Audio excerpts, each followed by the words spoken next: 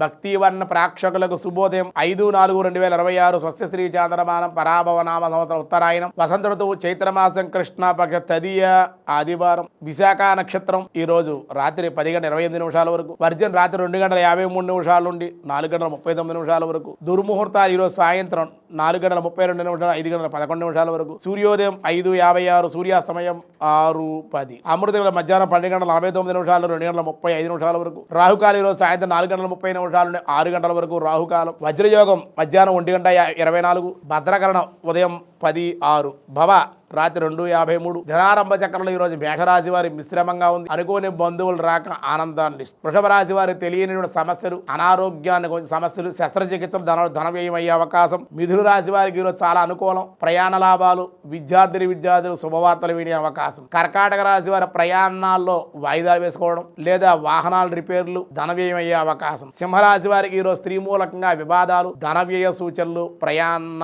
అవకాశాలు ఉన్నాయి.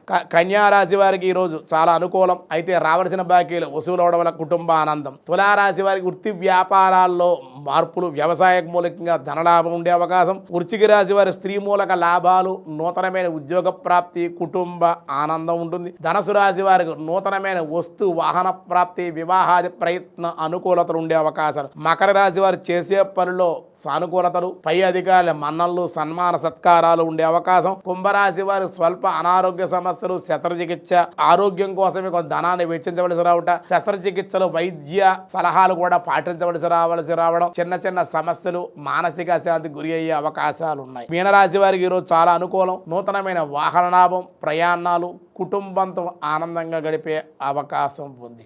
తదియ ఆదివారం కాబట్టి సాధారణమైన వ్యవహారాలకు ఈరోజు అనుకూలం.